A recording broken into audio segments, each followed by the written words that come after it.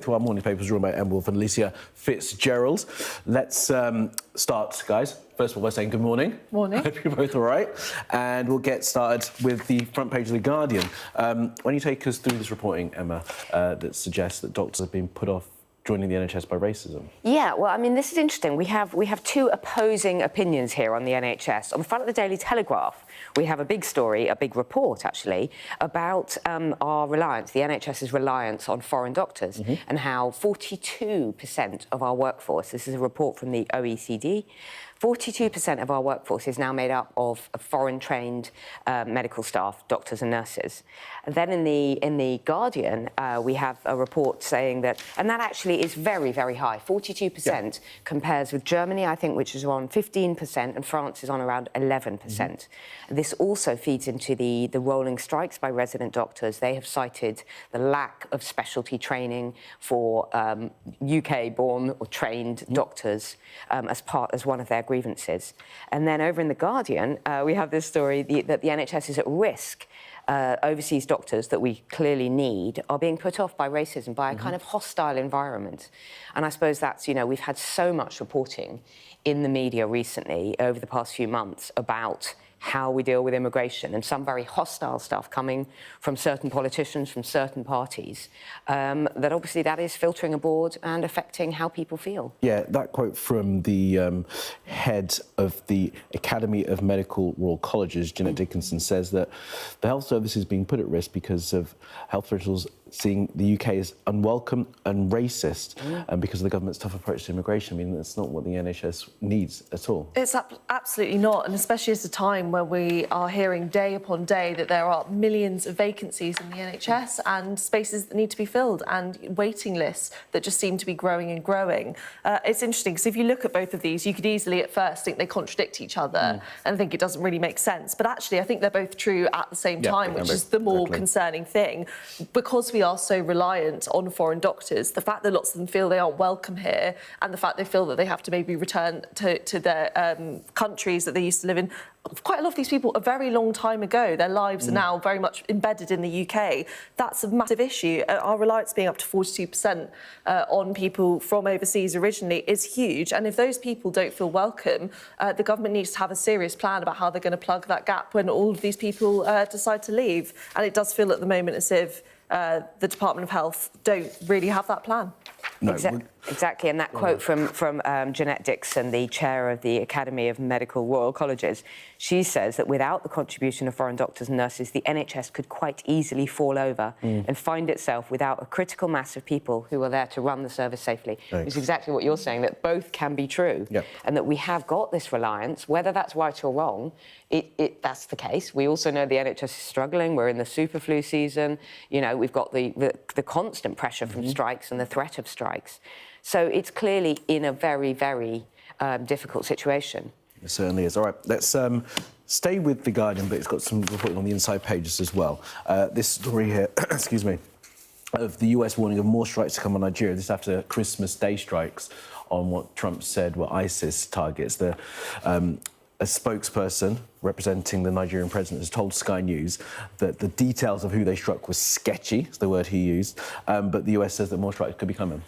Indeed, and so many people have come out actually batting for Donald Trump here and saying that he is actually acting correctly and that this is the right decision. But the thing that I'd encourage people to think about is not whether or not it's true that Christians are being persecuted in Nigeria. It's whether or not it's true that it's only Christians that are being persecuted in Nigeria. That's the facts that Donald Trump is laying the basis of this upon, and that has been proven to be a falsehood, a falsity.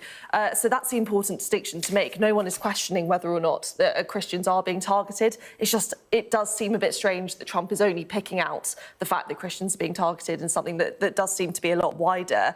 And I think another criticism of this is definitely going to be that Trump is very much saying that, you know, he really cares for the Christians in Nigeria. But of course, you know, if you're kind of looking at it from that lens, Trump actually cut the foreign aid budget, which had a huge impact in particularly that area of the world. So I think that's raising a lot of eyebrows and making people think, OK, hang on, if you do really care about this part of the world so much, it does seem like you were taking in quite a severe way earlier on in the year, only to kind of give in this regard and kind of say that the whole reason you're doing this is because you have this massive care for Christianity in the region. I mean, and also the other idea from Donald Trump is that the US is going to withdraw from the world in terms of its military action. So look, the Nigeria is a secular country. Its population is evenly split between Muslims and Christians, 53% Muslim and 45% Christians. And our reporting from our own Yusra El-Bagir has suggested that violence against Muslim communities is at a similar rate to that as against Christian communities. Exactly. And as Alicia and as you've pointed out there, it is that there are problems across the religious divide. And we know that the US kind of history of regime change efforts around the world is not always very straightforward. It's very, very sketchy when people start intervening in this way. And I think the global situation is so febrile at the moment, is so fragile, that any more intervention of this kind, any more kind of sabre rattling, Christmas Day strikes, all of that, we should be very, very concerned. And it's astonishing. We were looking across the papers. It's not on the front pages of most of the papers.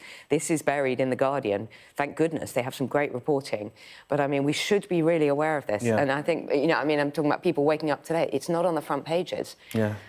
I mean, and that is astounding in and of itself, isn't it? What do we think is behind this? Because the American religious right seems to be supportive of these strikes against these targets that are allegedly targeting Christians. Celebrating Christmas Day strikes. This was a Christmas Day gift to Christians. They've been celebrating it in those terms. And they put that in some of the posts as well, didn't they? Merry Christmas as they're killing people. Charlie Kirk's widow celebrating, you know, exactly. So it's seen as a sort of gift. There's a few theories about why this actually has materialised, though. One of them being that Nigeria recently has been able to refine its own oil, and that's something that Trump doesn't like because it obviously reduces reliance on, lo and behold, him. And the other thing is that, and this isn't new at all, it's something that Trump has really played on, is just galvanising support from his Christian fan base. I mean, it's a huge part of his voter base in the US, and he really likes to kind of pull on the heartstrings in that regard and kind of show that Christianity is one of his main goals and kind of saving the world from this kind of Islamist takeover, I suppose. So I think it definitely plays into that as well. There's all sorts of theories floating around about why he's done this, but he also, I think it's interesting as well, his involvement overseas, because time and time again it's been shown to be something that polls really low for him amongst his supporters in America. It's not a massively popular thing. Most of his voters are very much of the belief that he should be focusing on the US and kind of cut all interference overseas, but he does still love to kind of just remind people globally that he has the power. I think that's what this is about. Yeah, well, there could be more strikes to come, couldn't there, as has been threatened. Right, let's move on to the front of the Times here, and sticking with Donald Trump. Headline, world trips to woo Trump, because some in the monarchy are going to be going to the States next year. Yeah. This is interesting, this one. I mean, the King's speech was all about pilgrimage, wasn't it? It looks like he's taking his own pilgrimage across the pond. It looks very likely, people are reporting it's very likely that he and Camilla, Queen Camilla, will be making a trip probably around April time to the US as part of a sort of charm offensive to President Trump. And the monarch's visiting the US is slightly less politically fraught than his own visit, which was it September? I think so. President Trump's visit. What I find really interesting, Kamali, is that all of the promises, all of the pomp and pageantry and all of the promises that were made at that state visit, I mean, the huge cost of that visit and all of the kind of the things they were going to do, this wonderful special relationship, the trade deals, the technological deals, the digital services, all of that has kind of fallen apart since. We haven't heard much about that, have we? Are we surprised by that? Are we surprised by that? Not really. Things have cooled. So this is part of a kind of effort maybe to reheat, as people are reheating their turkey, to kind of reheat that deal a little bit to strengthen those bonds. It'll be the first, if it does happen, and obviously the Prince of Wales, William, he will follow soon after. It would be the first visit by a reigning monarch in 20 years since Queen Elizabeth went in 2007 to an invitation from George W. Bush.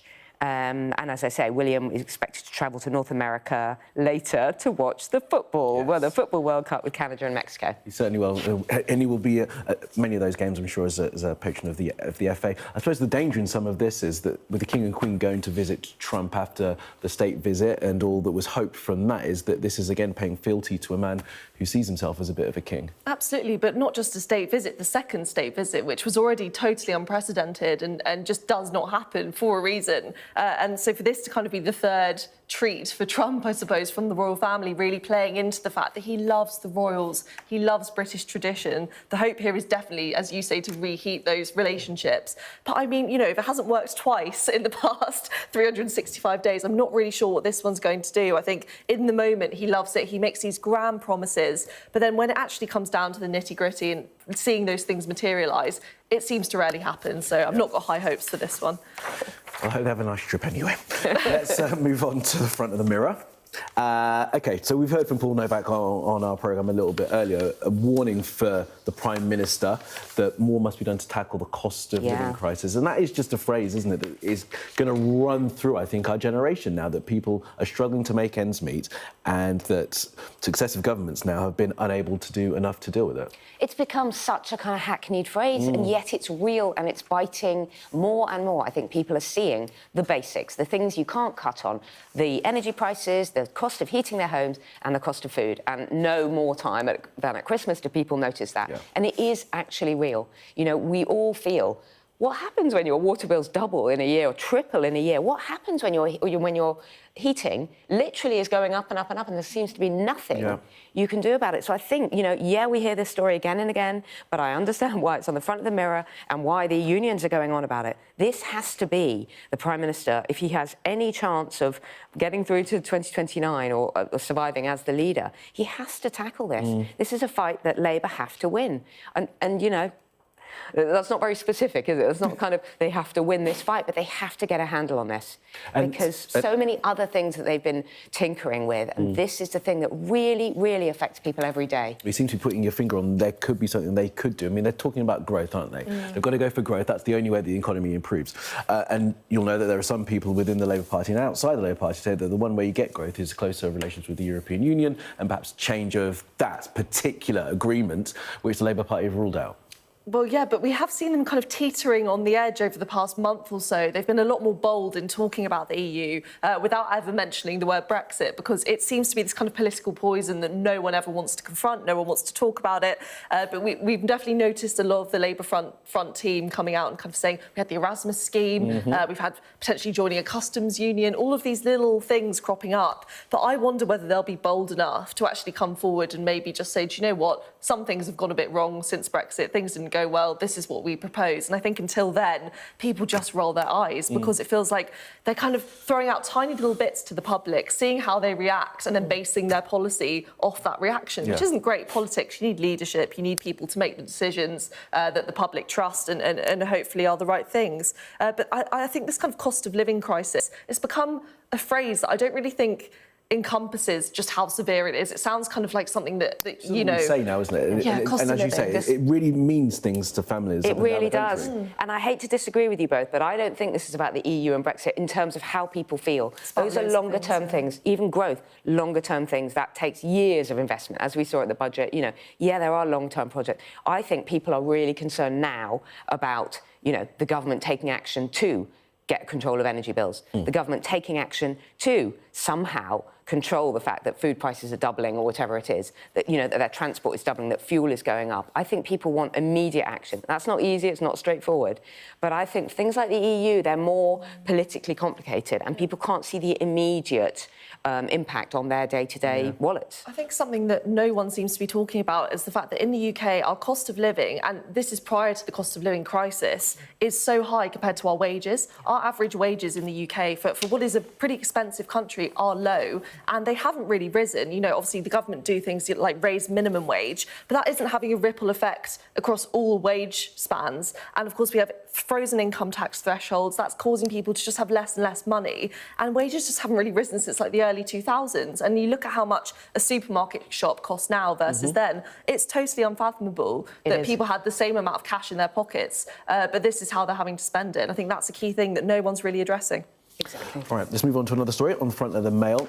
This is interesting. Take us through the reporting here. I suppose this has to do with the cameras that the police forces use to identify the vehicles and who owns it. Well, apparently, this is a kind of scandal that's been revealed in the Daily Mail. Up to 1 in 15 cars are fitted with plates that actually this automatic number plate recognition ANPR police system. These cameras cannot read these so-called ghost number plates, and they're being sold by the DVLA registered suppliers.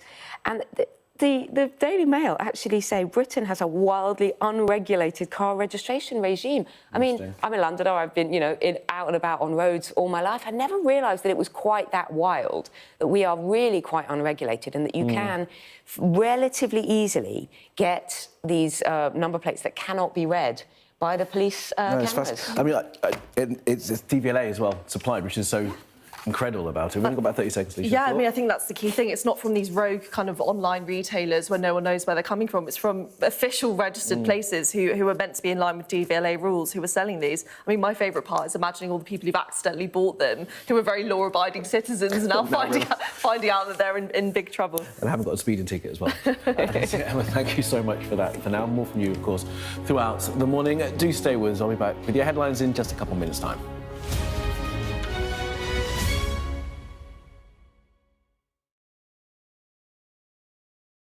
The best thing about being a Sky News journalist?